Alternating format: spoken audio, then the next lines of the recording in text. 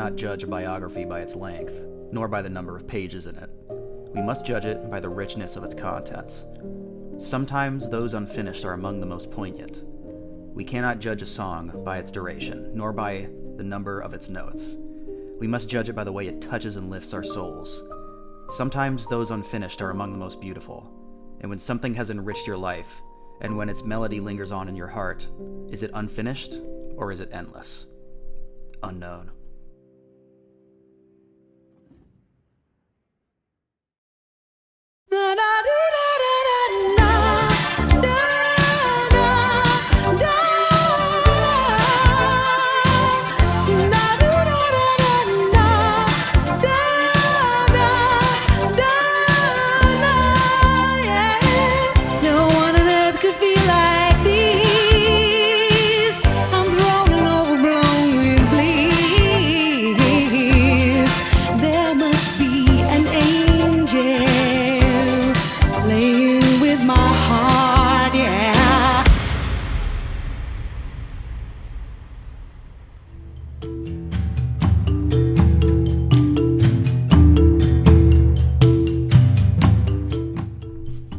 I feel like Kingda is one of those rides that almost everyone's heard of, or at least seen. It's like basically synonymous with the word roller coaster. I know a lot of people that are not into roller coasters that know about Kingda. But if you're not familiar, Kingda is the previous tallest and fastest roller coaster in the world. It's 456 feet tall, and it's 128 miles per hour fast.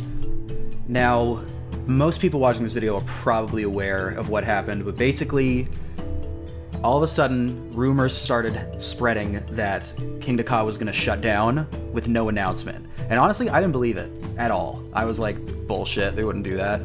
And then, at the end of the season, Cedar Fair announces, yep, it's going away. No announcement. I mean, this is the announcement, but you can't go ride it for the last time unless you listen to the rumors.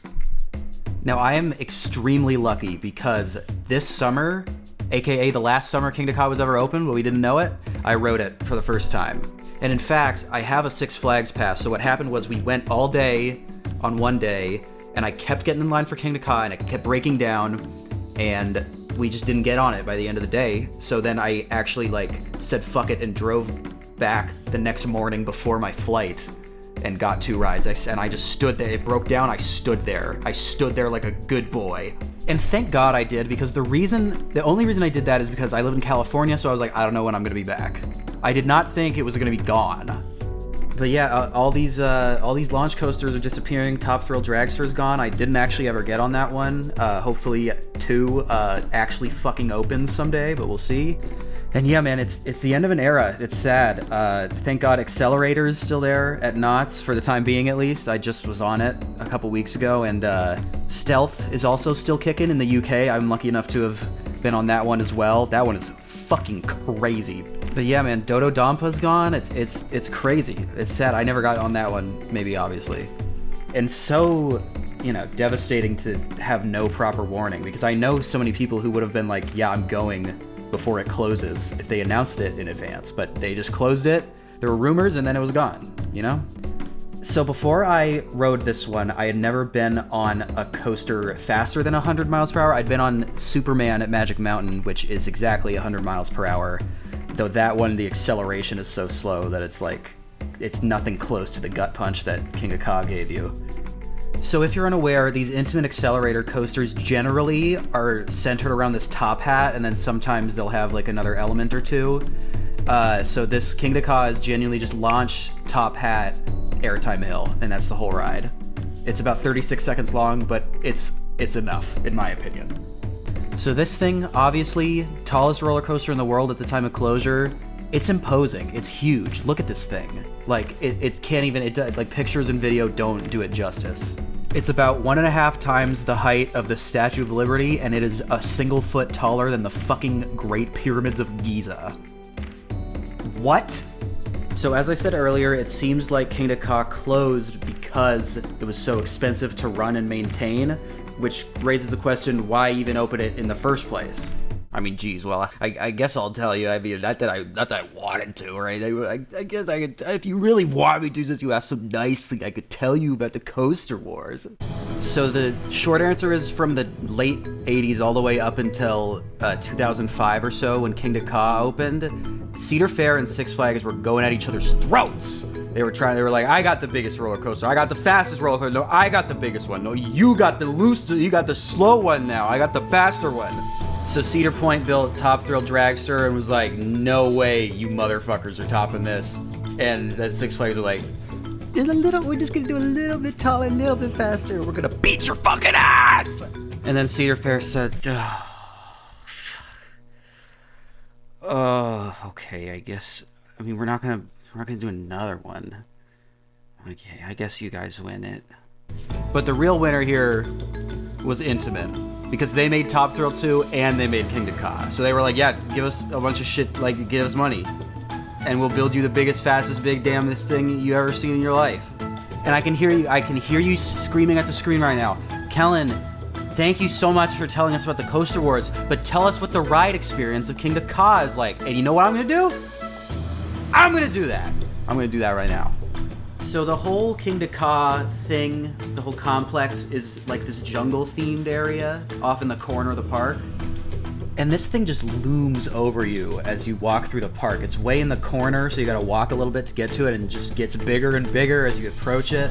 So you get in line. If you're lucky, it breaks down only 20 times while you're waiting in the line. You strap in. It's got this these over-the-shoulder restraints that are really the only flaw of this ride, in my opinion. Like Accelerator at Knott's got them lap bars. If this had those lap bars, I would be, if possible, even more upset that it was gone. But I'm upset enough. Whatever. I found this guy, though, on the comments of the POV, the official Six Flags POV, that is possibly even more upset than me. You had to lose the biggest roller coaster. You did a mistake. So you pull those big-ass shoulder restraints down, you get on the launch track, pull forward. It takes forever to launch, like there's so much buildup, and then it just rockets you out of there. And people say this launch has like gears to it, like you can feel it like getting to a speed and then getting to another speed and then getting to another speed. It might. I didn't feel that because I was just like, what the fuck is happening right now? Because you launch to like the speed you think you're gonna get to, and then it just keeps getting faster. So you hit that 128 mark, and then you're fucking taking off into the damn sky. This top hat, you know, the airtime's pretty great. Obviously, the over-the-shoulder restraints restrict you a little bit, but really, you don't even have, like, a second to notice because you're so, like, you're like, how the hell is this happening to my body right now? Then before you can even process it, you're at this 90-degree, 418-foot drop.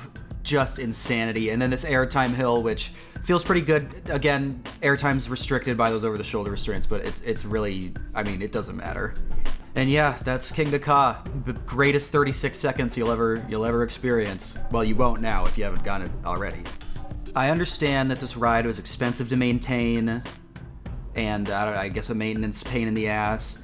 But a warning, Mr. Zimmerman, a warning next time, please. I mean, they've taken out a bunch of other shit without saying anything, but this one, like, really? The world's tallest coaster, one of the world's fastest coasters, you're just gonna rip it out without telling anybody?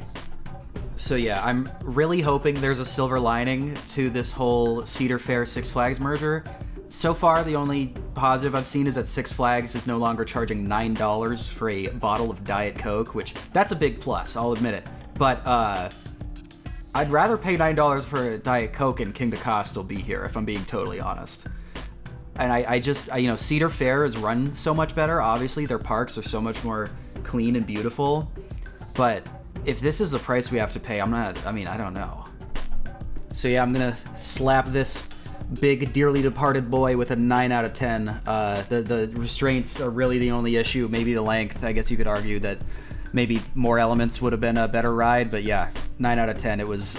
Or rather, I guess it still is 11 in my coaster rankings, number 11, so just missed the top 10, but, like, that's high.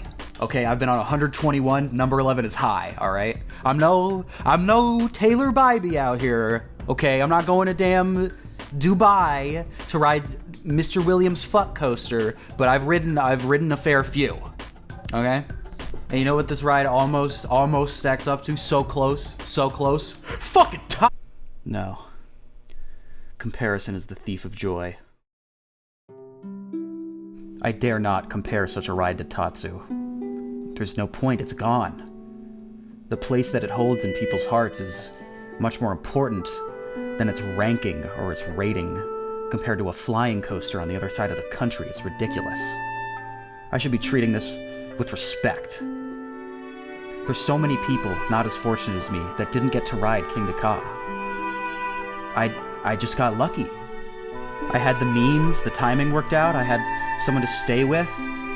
Simply by comparing the two, I am displaying wanton disregard for those that never even got to see. Maybe didn't even get to see either.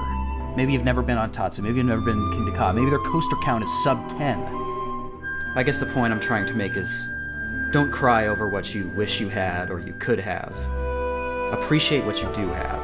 You never know when something might change. You might not have it tomorrow.